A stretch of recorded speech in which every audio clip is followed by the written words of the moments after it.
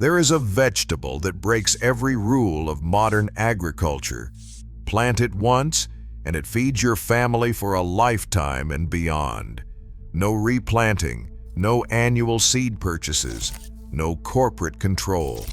For 2,000 years, it was the foundation of spring gardens across empires. Then we forgot how to grow it. Not because it failed, because it succeeded too well. A crop that returns every year without permission, that feeds without dependence, cannot be commodified, and what cannot be owned becomes invisible. This is the story of asparagus, the perennial that outlasted dynasties, fed founding fathers, and still waits in the forgotten corners of old homesteads, ready to feed anyone willing to remember. April 1770. Thomas Jefferson stands at the edge of his newly cleared garden terrace at Monticello. In his hand, asparagus. Asparagus crowns, their roots spread like spiders waiting for soil. Jefferson allocates a permanent square in his terraced garden for asparagus and meticulously tracks it for decades, noting its arrival at his table 22 times across his life. For him, this wasn't an experiment. It was a quarter-century investment in permanence. You plant asparagus knowing you will not harvest for 3 years. You plant asparagus knowing your children might eat what you sow. But in Jefferson's era, this was normal. Asparagus is a staple of colonial gardens from Massachusetts to Georgia. Every estate, every farmstead, every manor has its asparagus patch. It is as essential as apple trees and as reliable as stone walls. The variety Jefferson grows is one of the early Washington strains, tall green spears that emerge each spring like soldiers standing at attention. The crowns spread beneath the soil, storing energy all summer, preparing for the next year's emergence. They are perennial. They do not ask permission. They just return. Asparagus is an anomaly in the vegetable world. Most of what we grow for food completes its life cycle in a single season. Corn, tomatoes, lettuce, beans. Plant in spring, harvest in summer or fall, till under, start again. Asparagus refuses. It is a perennial flowering plant, Asparagus officinalis, native to the riverbanks and seacoasts of the Mediterranean, North Africa, and Western Asia. The Romans cultivated it before the rise of the Caesars. The Egyptians depicted it in tomb paintings. For millennia, it has been essential. Here's what makes asparagus revolutionary. The plant you see above ground, the ferny, 6-foot-tall foliage that waves in summer wind, is not the crop. It is the factory. Those feathery fronds are photosynthesis engines, converting sunlight into energy and shuttling that energy underground into a crown of roots that can extend 6 feet deep into the soil. The crown stores starch all summer and fall. When winter comes, the foliage dies back. The crown goes dormant. It waits.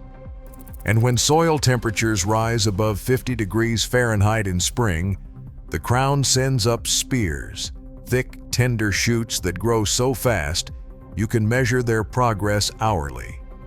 In peak season, asparagus can grow 2 inches per day. You harvest those spears. The plant sends up more. You harvest again. The plant keeps sending. For 6 to 8 weeks, a mature asparagus plant will produce half a pound of edible spears per foot of row. One plant, dozens of spears, year after year. And the lifespan? With proper care, an asparagus bed can feed multiple generations. Some beds, planted by great-grandfathers in the 1920s, are still producing today.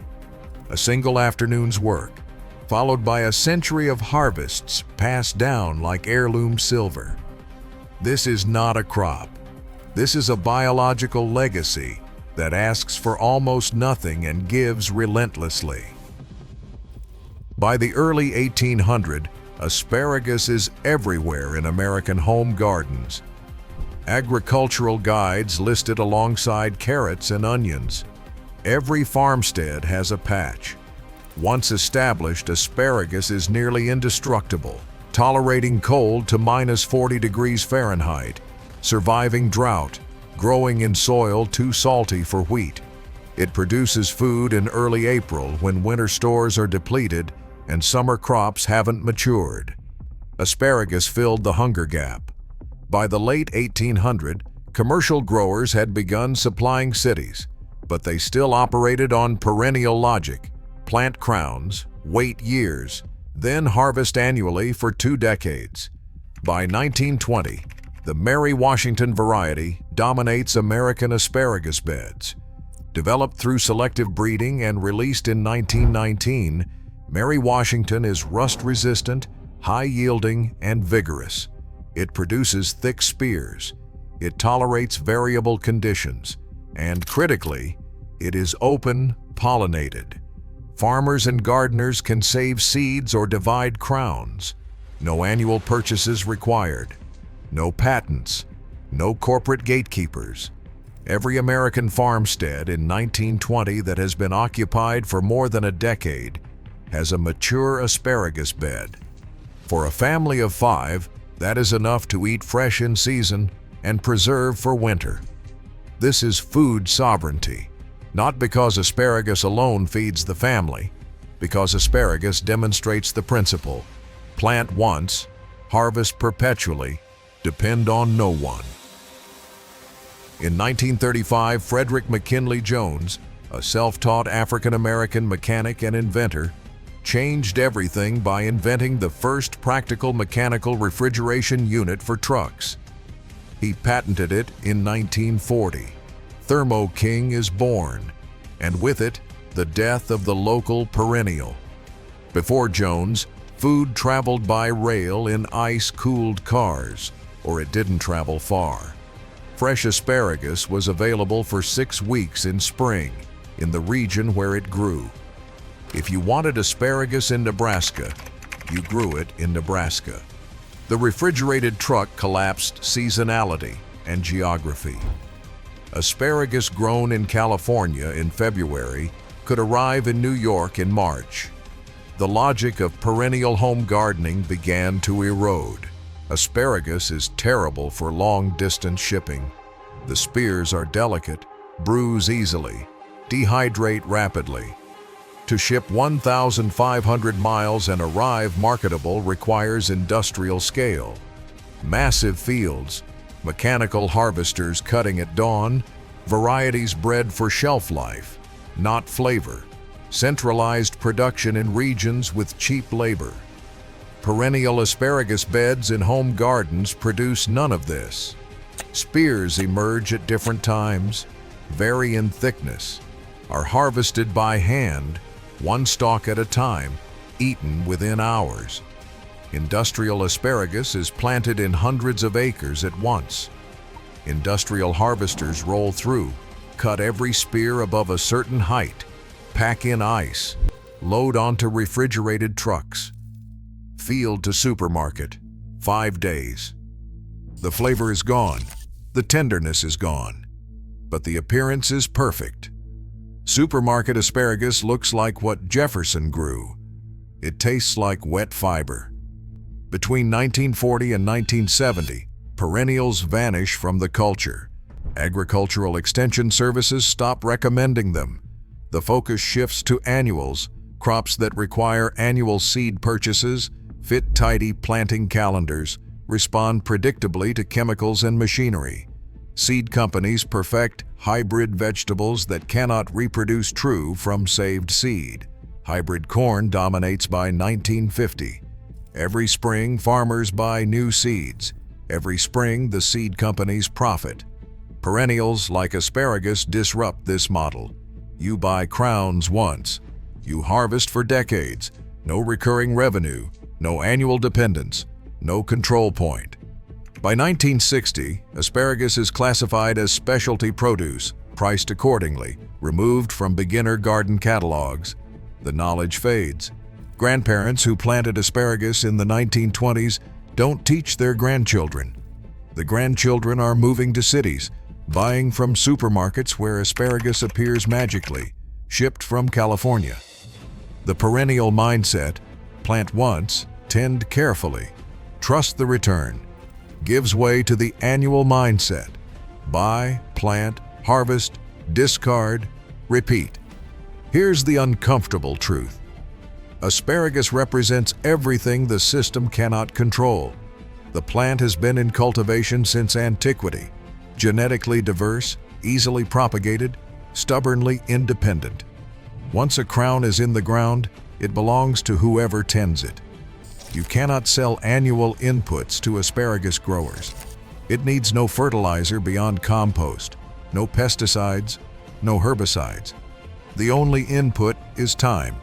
You cannot create dependence. Once planted, the bed produces whether you buy anything or not. This is why asparagus became invisible. Not because it failed, because it succeeded without requiring the mechanisms of control that define modern agriculture. The pattern repeats across perennial crops. Fruit and nut trees that produce for decades, reduced to orchard monocultures requiring chemical management. Perennial grains like intermediate wheatgrass, researched but not commercialized because yields are lower than annual wheat, even though soil health is vastly better. Perennial vegetables like sorrel, rhubarb, and asparagus, classified as specialty and priced accordingly. The message is clear.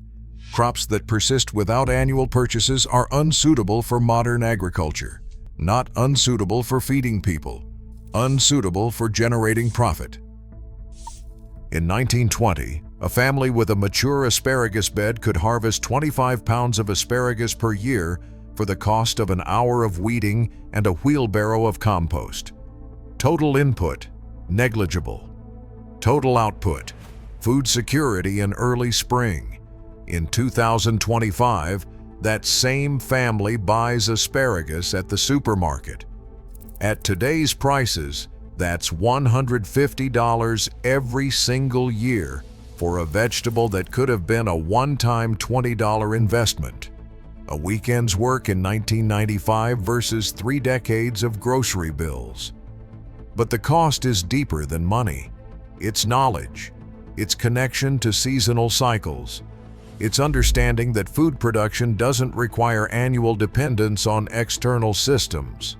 An asparagus bed teaches patience. You plant crowns in April. You watch ferny foliage grow all summer. You cut it back in fall. You wait through winter. And in the third spring, you harvest. Not a bounty, just a few spears. But those spears carry a message. This plant remembers. This plant returns. This plant will feed your children if you tend it.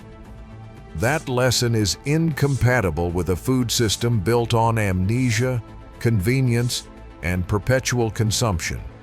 In 1824, 2 years before his death, Thomas Jefferson is still recording asparagus harvests in his garden book. The bed he planted in 1770 is 54 years old, still producing, still feeding his table in early spring. Jefferson never wrote extensively about asparagus philosophy. He didn't need to. The act of planting a perennial bed was the philosophy. It was a declaration. I am building something that outlasts a single season. I am investing in permanence. This was a man who designed buildings, drafted constitutions, founded universities, all acts of creating systems meant to endure. The asparagus bed was no different. Plant once, tend carefully, trust in the return. The title of this story is not rhetorical. Monsanto, now Bayer, cannot patent asparagus, not for lack of trying. The plant has been in cultivation too long. Its genetics are too diverse. Its propagation methods are too simple. Yes, modern hybrids like Jersey Night exist, developed at Rutgers University and patented in 1989. These varieties produce all-male plants with higher yields. But even patented varieties can be propagated through crown division. Once you own a plant, you can split it, share it, replant it. The patent covers the original sale. It cannot cover the biology. And the older open-pollinated varieties, Mary Washington, Martha Washington, Waltham Washington, Conover's Colossal, are completely public domain. No company owns them. No corporation can restrict them. They exist in seed libraries, heirloom catalogs, and backyard gardens. They belong to whoever plants them. This is the legal reality. Asparagus cannot be controlled, not genetically, not economically, not biologically. You cannot force a perennial to need you. It is a cycle of renewal that requires no outside permission. And that refusal to participate in the logic of scarcity and control is why asparagus matters. Not as a vegetable, as a lesson. If this story resonates, here's what you do. Find space. Asparagus needs full sun and well-drained soil. A 4 by 10 foot bed supports 20 to 25 crowns, producing 15 to 20 pounds annually once mature. Choose a permanent location. This bed will outlast most marriages. Prepare the soil. Dig a trench 12 inches deep. Mix in compost or aged manure. The initial preparation determines decades of production. Buy crowns, not seeds. 2-year-old crowns from heirloom suppliers skip the seed weight. Look for the hardy heirloom varieties we discussed earlier, or try Purple Passion for a sweeter spear. Avoid cheap big box crowns. Plant in early spring. Fan the roots out in the trench. Cover with 2 to 3 inches of soil, water. As spears grow, gradually fill the trench. This deep planting protects crowns from temperature swings and drought. Exercise. Patience for the first 2 seasons. In year 1 and 2, let all spears grow into foliage. The plant is building its root system, storing energy for decades of harvests. Don't harvest early. It weakens the crown. Harvest in year 3. Only in the 3rd spring do you begin your first light harvest, just 2 to 4 weeks. Cut spears when 6 to 8 inches tall and thicker than a pencil. In year 4, harvest 6 weeks. By year 5, harvest the full 8-week season. Tend annually. After harvest, let remaining spears grow. In fall, after foliage yellows, cut to ground and add compost. This annual feeding is the only maintenance needed. A single weekend in the garden. Wait 2 years. Harvest for a generation. Asparagus is not unique. It is an example. A gateway perennial. Once you understand asparagus, once you experience planting something that returns year after year without your intervention, you start seeing perennials everywhere. Rhubarb. Plant once, harvest for 20 years. Horseradish. Plant a root, harvest forever. It is virtually bulletproof. Sorrel. Perennial salad green that self-seeds. Walking onions. Perennial alliums that replant themselves. Fruit trees. Decades of production from a single planting. Nut trees. Centuries of food from one sapling. Perennial crops are not the entire solution to food security. They are one part. But they are the part that modern agriculture has deliberately obscured, because perennials demonstrate abundance without dependence. Every perennial bed is a small act of rebellion, not against people, against systems that require perpetual consumption, against the idea that food is a product to be purchased rather than a relationship to be tended.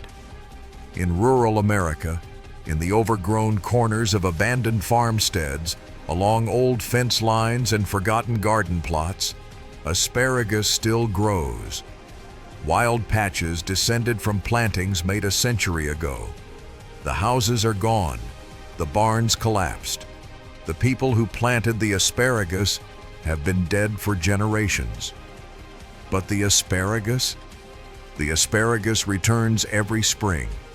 Foragers know this. In April and May, they walk old homestead sites looking for the distinctive feathery plumes. Where asparagus grew 70 years ago, it still grows. The crowns spread, the seeds germinate, the plant persists, and in the last decade, something has shifted. Permaculture gardeners are replanting asparagus. Homesteaders are dedicating beds. Urban gardeners are installing asparagus in raised beds. Understanding this is an investment that outlasts the initial effort. Seed libraries are distributing asparagus crowns. Heirloom variety preservationists are protecting the open-pollinated strains that can be divided and shared without restriction.